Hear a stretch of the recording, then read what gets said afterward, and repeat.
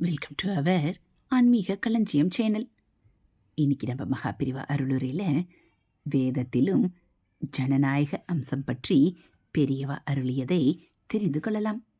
நம் தேசத்தில் வேத காலத்திலிருந்தே சகல ஜனங்களின் அபிப்பிராயமும் பிரதிபலிப்பதற்கு இடம் தந்துதான் ராஜ்ய நிர்வாகம் நடந்து வந்திருக்கிறது. வேதத்திலே சபா, சமிதி, விதத்தா என்று 2-3 அமைப்புகளை பற்றி சொல்லி இருக்கிறது.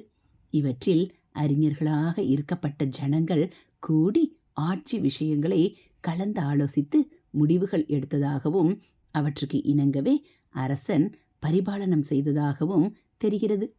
வெள்ளைக்கார சரித்திர ஆசிரியர்கள் கூட இவை சகல சமூகங்களுக்கும் பிரதிநித்துவம் தருகிற ரீதியில்தான் அமைக்கப்பட்டதாக தெரிகிறது என்று சொல்கிறார்கள். நமோ நம என்று திரும்ப திரும்ப வருவதாக ருத்ரம் என்று அபிஷேக காலத்தில் ஒரு ஸ்தோத்திரம் சொல்லப்படுகிறதே, அது வேதத்திலேயே வருவது. யஜுர்வேதத்தின் தைத்திரிய சம்ஹிதையில் வருவது. அதிலே இந்த லோகத்தில் இருக்கப்பட்ட எல்லா சேதன அசேதனங்களையும் சொல்லி அவை ஒவ்வொன்றுக்கும் நமோ நம என்று நமஸ்காரம் பண்ணப்படுகிறது. எதனால் என்றால் அது ஒவ்வொன்றிலும் விஸ்வவியாபியான பரமாத்மா நிறைந்திருப்பதால் எல்லாம் சிவஸ்வரூபம் என்று இப்படி சொல்லிக்கொண்டே போகிற போது சபைகளுக்கெல்லாம் நமஸ்காரம், சபாபதிகளுக்கெல்லாம் நமஸ்காரம் என்று நமோ நம சொல்லி இருக்கிறது. ராஜாங்க காரியங்களுக்காக ஏற்பட்ட மக்களுடைய சபையும் அதற்கு அக்ராசனராக இருந்த சபாபதியும் தான் இங்கே குறிப்பிடப்படுவது. நம் காலத்தில் அநேக விதமான சபைகளை சொல்கிறோம்.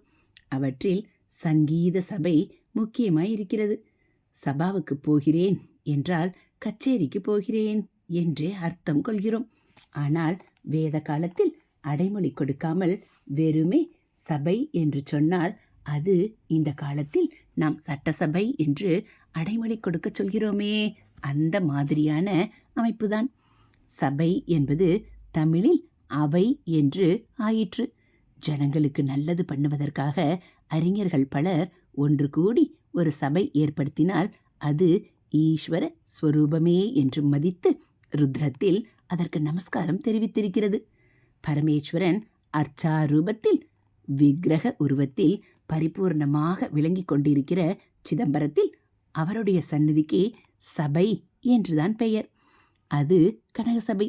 அது தவிர தாம் ஆடிக்கொண்டே லோகங்களை எல்லாம் சேதனங்களை எல்லாம் அசையும் அசையா பொருள்கள் ஆட்டி வைத்து கொண்டு ஆட்சி செய்கிற அந்த திரிபுவன சக்கரவர்த்திக்கு இன்னும் 4 சபை, ரஜத சபை என்று வெள்ளியில் ஒன்று மதுரையில் இருப்பது, ரத்ன சபை என்று திருவாலங்காட்டில் இருப்பது, தாமிர சபை என்று திருநெல்வேலியில் இருப்பது, சித்திர சபை என்று சிற்பங்களே இல்லாமல் சித்திரங்கள் மட்டும் நிறைந்திருப்பதாக திருக்குற்றாலத்தில் இருப்பது என்றிப்படி மொத்தம் 5 சபைகள்.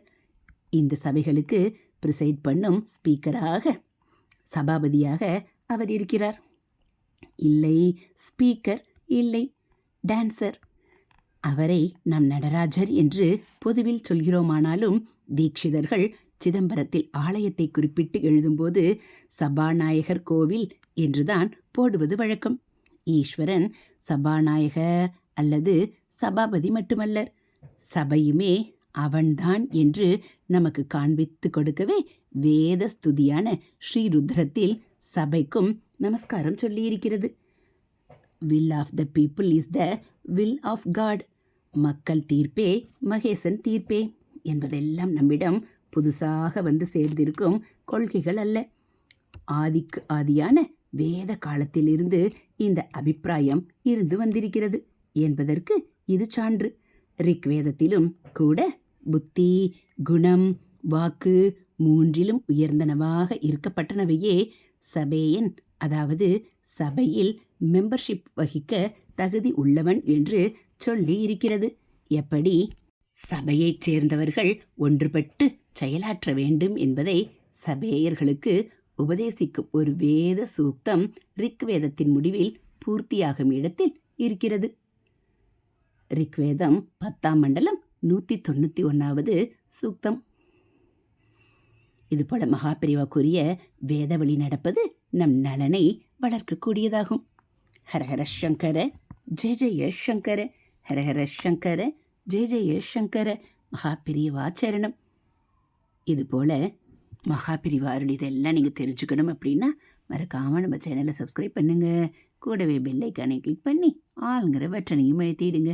நம்ம சேனலில் வரக்கூடிய தெய்வத்தின் குரல் பகுதிகள், மகாபிரிவா மகிமை, மகாபிரிவா அருள்வாக்கு, ஆன்மீக கதைகள், ஆன்மீக தகவல்கள் எல்லாம் உங்களுக்கு பிடிச்சிருந்தா ஒரு லைக்கும் கமெண்ட்டும் கொடுத்து உங்களுக்கு தெரிஞ்சவங்களுக்கும் ஷேர் பண்ணுங்க.